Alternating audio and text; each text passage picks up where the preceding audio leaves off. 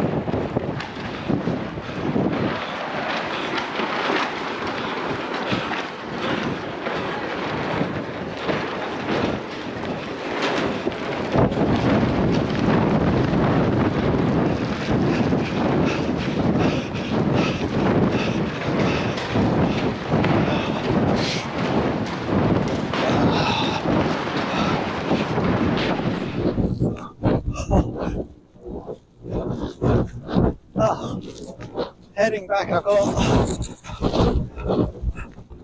about 1.5 miles to go. Even though the worst of the storm has gone,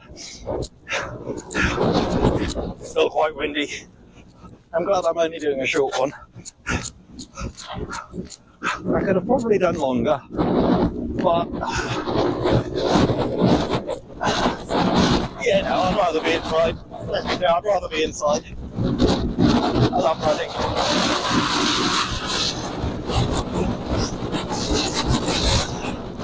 But this is going to take a lot of energy.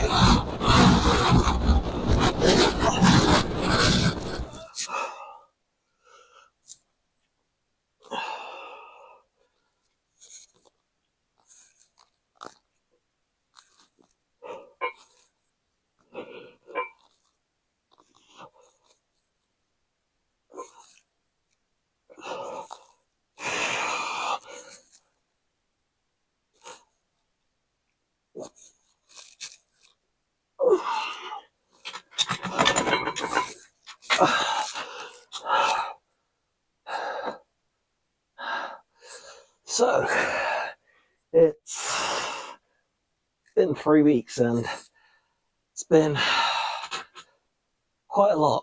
So, I've done about 3 runs in the last 3 weeks. So, the first week, my other half went away for a little bit, just a little holiday. And basically, with the dogs, because I work long hours, I didn't think it was fair to be working all day, then go out for an hour and a half, 2 hours, leaving them alone. So that was my choice. So when she was away, I then went and did my run on the Sunday when she got back on the Saturday night. So that was 1 week where I didn't get a chance to do any running. Then the second week, where I had planned to go back into my running and get back into my routine, for my job I get inspected every now and then, and we got inspected that week, which meant everything was in place, but I just had to double check that everything was in place. So there was a lot of late nights. Inspection went well. Everything was where it should be, so that's all done and dusted. But again, that was another week where I didn't get a chance to do any running or even any gym work. Did a run on the Sunday, where I then planned to get back into my routine. So that was my second week. And my third week, I did a gym session on the Tuesday. And then Tuesday night at about 10:30, I had a slight itch in my right hand. So I scratched it and thought nothing of it. It was very irritating, but tried to get some sleep and I couldn't get any sleep. And then it started swelling up, and it kept swelling up. Took ibuprofen and an antihistamine just to rule out all the alternatives. And like 1 o'clock in the morning, it was still swelling up. So I tripped down to A&E, got there at about 2:33 in the morning. They did blood tests, ECGs, urine tests, and everything pretty much came back clear. So they had no idea what it was or what was causing it, because there was no insect bite, no temperature, which would have suggested a infection of any sort. So everything came back clear. In fact, I had no pain in my hand, it was just big. You'll see from this picture here. But like I say, got to A&E at about 2:30, 3 o'clock on Wednesday morning AM, and I didn't get back home till about 2:30 that afternoon. So very bad sleep. So I thought, right, the hand was still swollen at the time, and then had a follow-up appointment the following day on the Thursday. So hand was still swollen, but it was getting slightly smaller, so it was going in the right direction. And even with the follow-up appointment, the hand specialist, they couldn't understand why it had happened. So they just said, as long as it's getting better, that's fine. Just continue, go back home and rest, elevate, ice, all that sort of stuff.